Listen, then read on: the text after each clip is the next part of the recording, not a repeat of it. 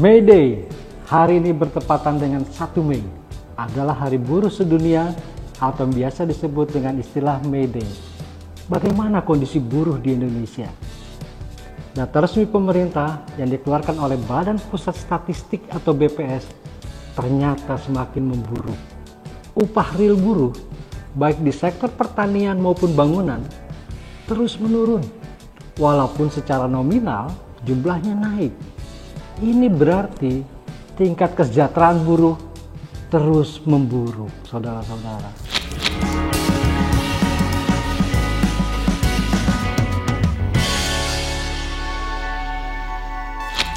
Sebagai penghormatan pada kaum buruh atau pekerja, pemerintah memutuskan setiap tanggal 1 Mei sebagai hari libur nasional.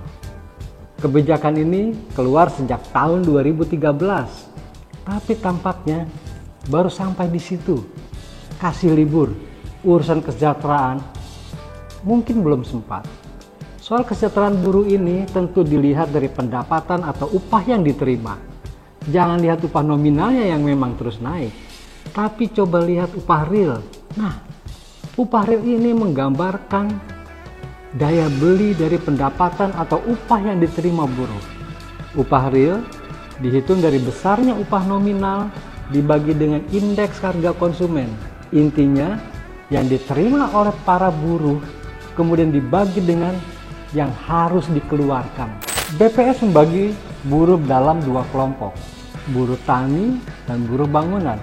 Coba kita simak data BPS, lembaga resmi pemerintah yang biasa mengeluarkan data ini. Pada Januari 2020 misalnya, upah nominal buruh tani sebesar Rp55.046 per hari. Pada Desember 2022 jadi Rp59.226. Nominal upahnya naik. Keren, seolah-olah. Tapi upah realnya di periode yang sama dari Rp52.360 per hari menjadi Rp51.453 per hari. Menyusut. Itu karena upah nominal setelah dibandingkan dengan biaya yang harus dibayar oleh para buruh. Artinya apa?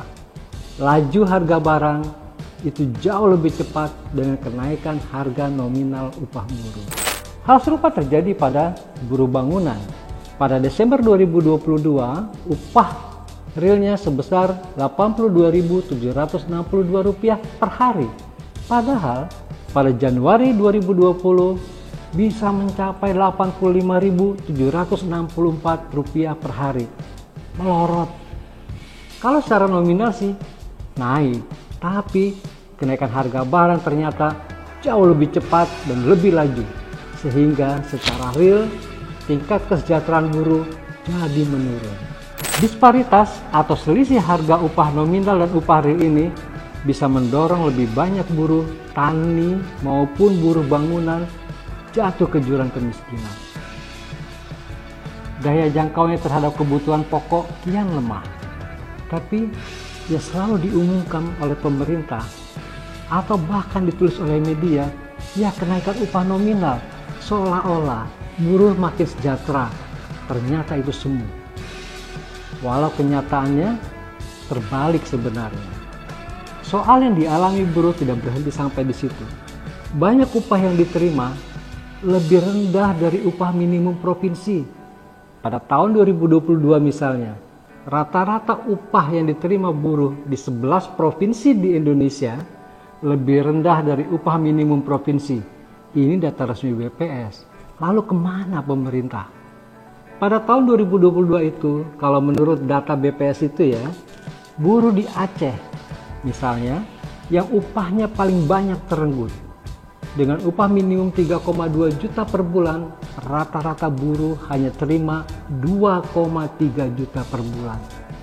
Ada simpangan 26,5%. Selain di Aceh, kondisi serupa terjadi di Riau, Jambi, Sumatera Selatan, Lampung, kemudian Kepulauan Bangka Belitung.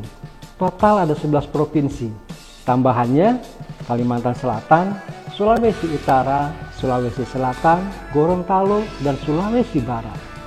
Jadi, data di 11 provinsi itu menunjukkan dunia usaha tidak mengikuti ketentuan upah minimum yang dibuat pemerintah daerah.